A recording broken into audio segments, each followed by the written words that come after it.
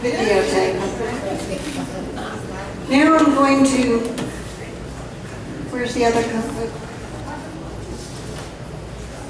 Since we have enough microphones for people, I'm going to let you both have a microphone. That's dangerous.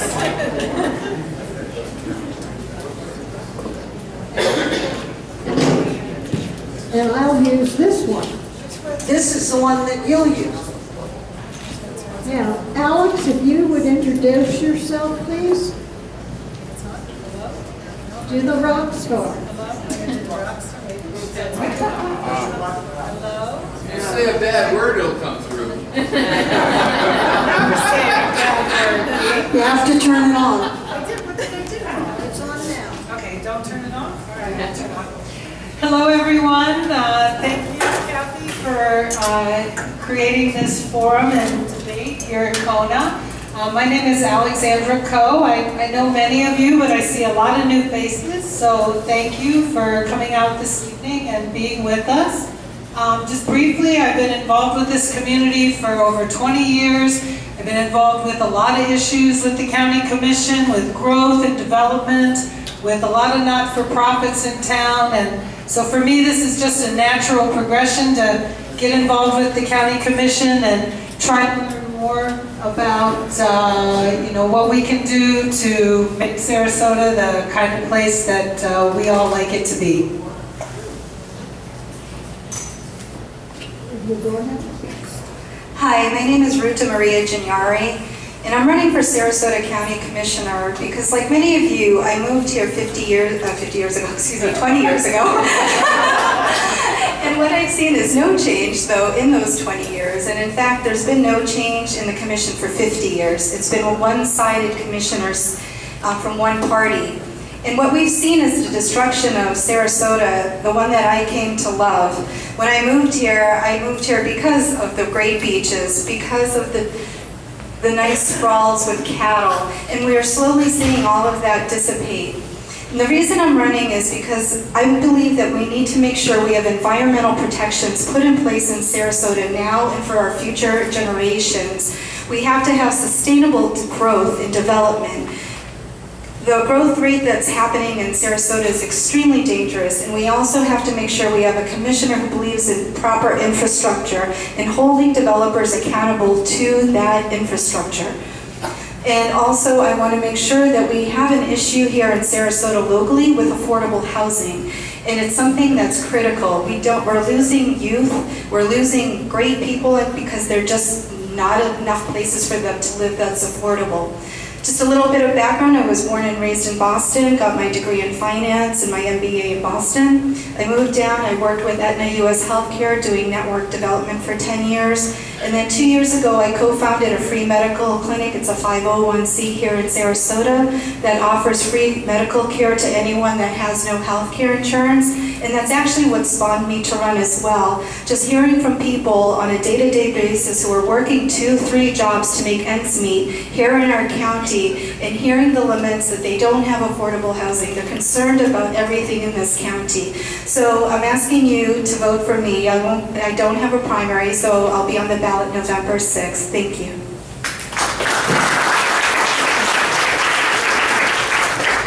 I'm going to go through some lightning rounds just to warm you all up.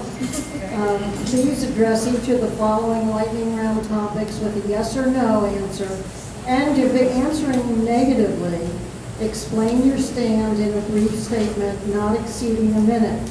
You will have an opportunity to address some issues at greater length later. These are essentially issues that neighborhoods encounter primarily. Public records access is important to neighborhoods. Would you support easy access to all staff and commission emails? Yes or no? Start with Alex. Yes. Yes. Neighborhoods need to see meeting agendas as early as possible. Would you support having staff automatically distribute email copies of meeting agendas at the time they are drafted to subscribers joining from the county website? Yes. Yes. The county may have influence on utility licensing and service agreements with communication or organizations. Would you support insistence upon net neutrality throughout the county? Nobody knows what that means. I know what that means. We do. Alex, go ahead. What was the first part of the question? I I'll lost read it you on again. that part. Sarasota County government may have influence on utility licensing and service agreements with communication organizations. Therefore, would you support them insisting upon net neutrality throughout the county? Yes. Now, net neutrality, in case you're not familiar with it, is something that has existed since the 1970s when the internet actually began to be used. It was free access to anyone who could get onto the internet. There was nobody with a governor or a way of throttling your access. You had the right to compete in time and depth in the use of the internet with anyone else. There's a movement afoot in this country to limit that and to turn your access to the internet over to your communication company, your telephone company, your Comcast or your cable, and they will then be able to limit it to you on the basis of price or the amount of time you can stay on it or the depth that you can go into it. It's going to be a very significant issue in this country where we're using electronic communications for so many things. That's what I'm asking, is whether the county obviously has a relationship with the service providers that have licenses in the county in order to have their businesses. I want the government that represents us to step in, even if our federal government does, and dictate what people will need to do to provide the citizens of the county. Well, as far as net neutrality and all, I believe that the internet should be free to everyone without limiting access and availability. I think we enter a really dangerous realm when our government starts telling us about the usage of the internet. Alex, would you like to say more as You know, and to follow up on that, we're so behind in allowing access to people. I mean, there are countries that have given free access to their citizens for 20 years plus now. And so I agree with you. I think you meant that if the federal government does not give us access, you would want your local people. And I am a strong supporter of the power of local government for sure. well, I think the federal government is being urged right now to leave it up to the states and the organizations that manage your contact. Moving on to the area of planning, zoning, and land use management, which is a fundamental issue for neighborhoods. Reviving our vision for Sarasota has become the goal for neighborhoods. The comprehensive plan is the constitution of the country. It is meant as a guide for the government of Sarasota and intended to protect the interests and greater welfare of the citizens throughout. Many neighbors participated in its drafting, and we created a plan that won national recognition. Currently, our plan is under siege and suffering a death of 1,000 cuts, as applications now are being made frequently to amend it solely for the benefit of a few speculators. Yes or no questions. Would you support adherence to a 10-year review window for governmentally proposed comprehensive plan amendments similar to the state, including full public participation in a referendum process with Alex?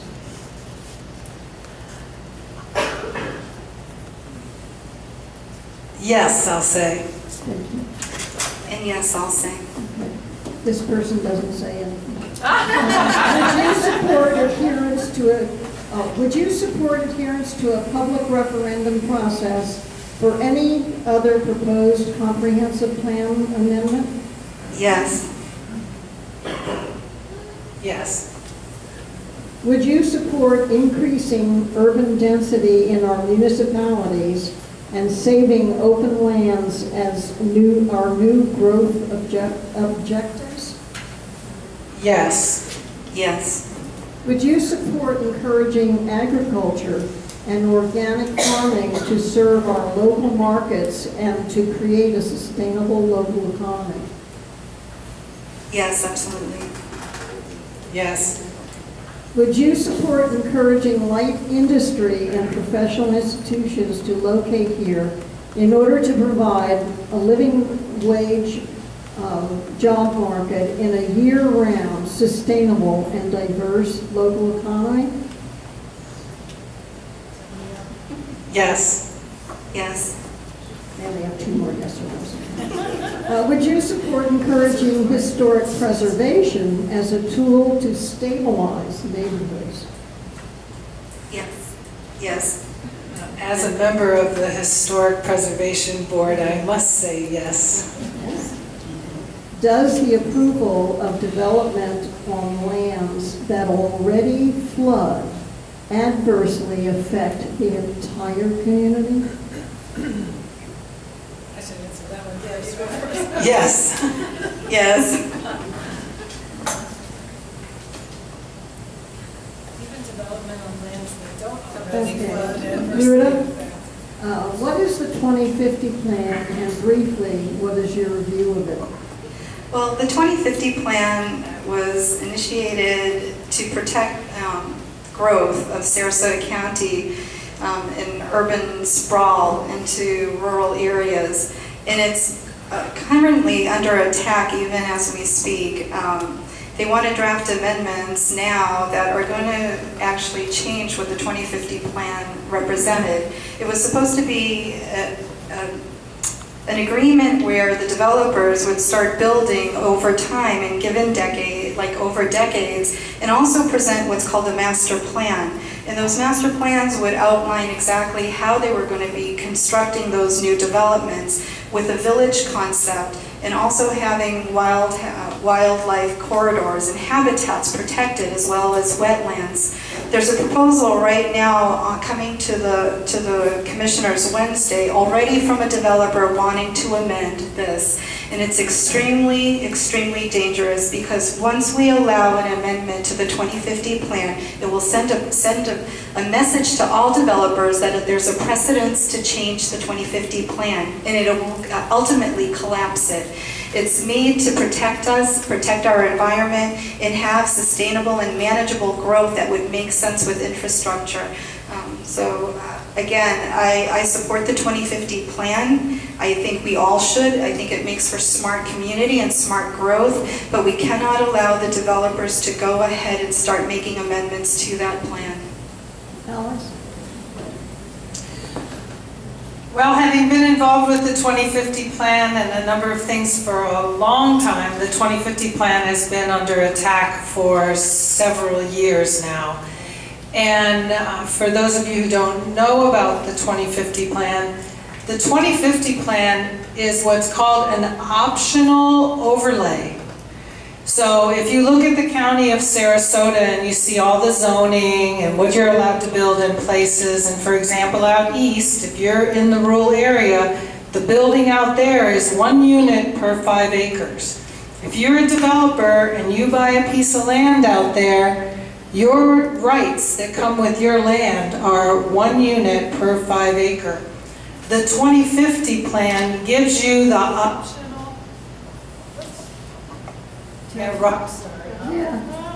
Hello, oh, there it goes. The 2050 plan gives a developer the optional overlay to do something different with that property. And the way that that is designed to work is a developer can take that land that has 1 unit per 5 acre. They can Switch microphones. Kathy, you gave me this mic. No, Bill's over.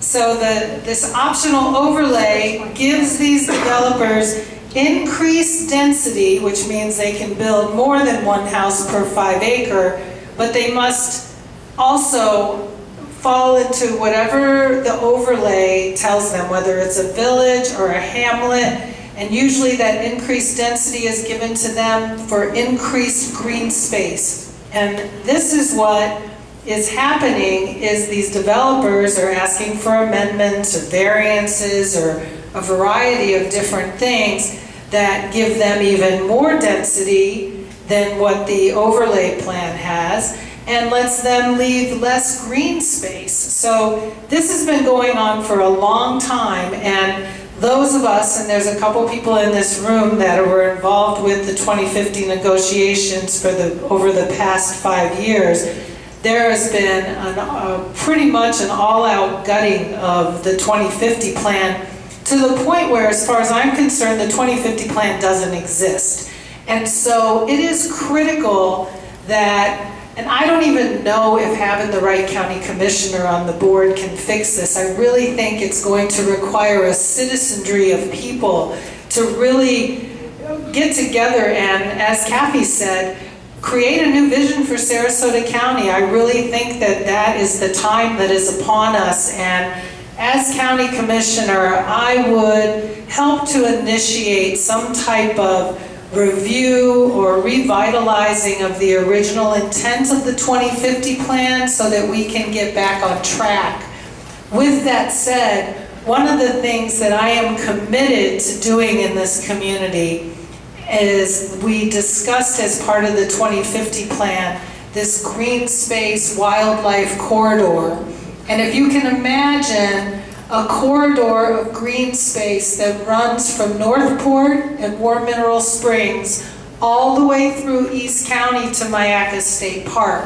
That was the original vision of the 2050 plan, that we would have this huge open green space. We had a variety of sensitive lands that were allocated in that space, and interestingly enough, about 5 years, those sensitive lands completely disappeared from the county maps. So that would be something that's really critical to me, is to gather the stakeholders and identify all of those critical lands and lock those things down so that these conversations cannot come up with the development community, that they do not have the option to destroy our valuable landscapes. I'd like to make a note about that. The streams and things you're talking about didn't disappear. The labeling of them is what's disappeared. That's what I mean. And the labeling of them is very important, because if it is labeled, it is classified differently in regulations. And some of these developers are starting to use earlier maps that don't show the names of these waterways deliberately, so that they are not bound to do certain things in adapting to it. You have to watch very carefully what's going on. A grid of local roads is essential to prevent congestion. Routing all traffic to a few arteries is a recipe for disaster. Is road planning in East County adequate for the development desired by speculators?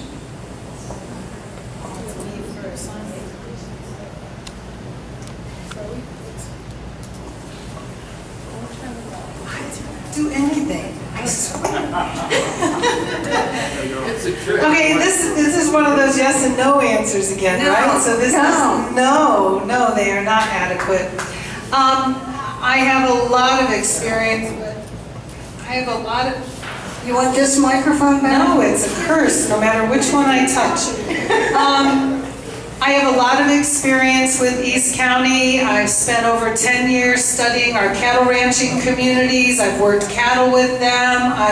My background, I was a new college graduate, is in ethnobotany and environmental systems. I have walked hundreds of miles through East County. I know the habitats and I know the people that live there. And already, just the development that they have approved for East County, there are not adequate roads. And the vision that they have to just make every major artery, Fruitville and Clark Road and everything 6-lane highways is inconsistent with rural development. And this is the problem with what's happening in East County, is we have been fighting the urban-rural boundary for years. They push it a little, they push it a little, and even now, they have approved urban development to the east of the urban-rural line. And that's the kind of thing that needs to stop. But part of that problem is the delineation of the boundary, and we need to change the conversation to things that are more modern. So one of the modern words in urban-rural development is called territorial boundaries. And instead of looking at a line, you look at the territory based on the resources that it has and based on the historic use, and you make that related back to your comprehensive plan. Because from the developer's perspective, they'll just keep pushing the urban-rural boundary like they've been doing for the last 20 years. So we need to, again, help the rural community to be able to keep their quality of life, right? We all talk about our quality of life. For people who choose to live a rural life in the country, we need to have people on the commission that value their way of life. And you know, urban people do not make good rural neighbors. You know, you cannot just stick a cookie cutter subdivision in the middle of a bunch of 5 and 10 acre ranchettes. So we need to be doing something completely different there. As far as roads, they're concerning me on every level across the county, from Northport all the way through here to Sarasota. Especially in rural areas, right now what the developers are proposing, it's extremely scary to see the infrastructure that they propose on a safety level. Just from a viewpoint of emergency vehicles going through and the safety for the citizens should some kind of an emergency happen. They're basically creating death traps for people and citizens, and we have to make sure that, one, the roads are going to be congruent, as Alex said, with the farmers there and the people who have the 5 acres and 10 acres. One of the things is, you know, you have cattle, you have sheep. They run away, they run into neighbors' yards, they go into streets, and this will be an issue. You can't always contain your animals. Sometimes they run away, and somebody moving into a cookie cutter development may not appreciate having a 1,000-pound bull running through their backyard and down the street and creating a traffic jam. So they are not doing a good job in their planning at all, and it really needs to be visited very carefully.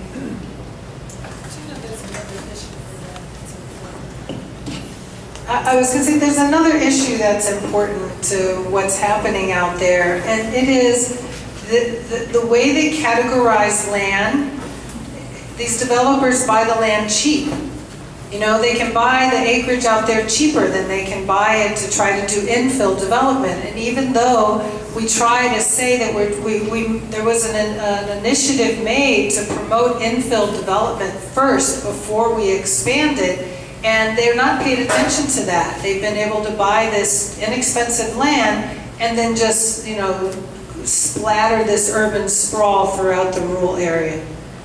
Well, the process is that they buy inexpensive agricultural land, and then they go to the county commission and they begin to petition to change the nature of that land, the categorization of it. And that's one of the things that really undermines our long-range planning, because if it had been designated as rural in the development of our comprehensive plan, which was a public process, it should stay that way. Is there a specific point where growth becomes unhealthy?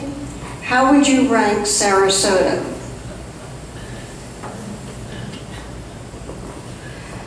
Well, you know, we all moved down here for a reason, because we like it here. It's a beautiful place. And you get into a conflict where you start saying, you know, I don't want anyone else to move down here.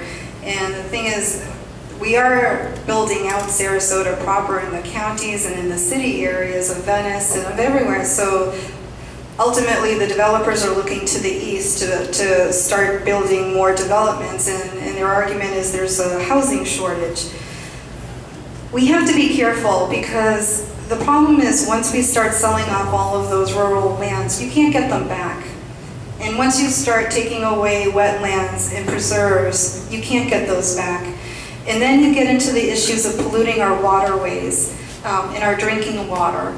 And again, the long-term effects of that are extremely dangerous. So we have to do smart growth. I agree, we know growth will occur. It's natural. But it has to have a very good process and a smart process where we do protect things. Again, we protect the lands, we protect the waterways. We grow out slowly so infrastructure can hold along those lines. I think right now where we currently are, it's not healthy. Our infrastructure does not support traffic. Our roads are flooding. People's lands are flooding that haven't had flooding in 20, 30 years ever. All of a sudden their back lawns are flooding because of the overgrowth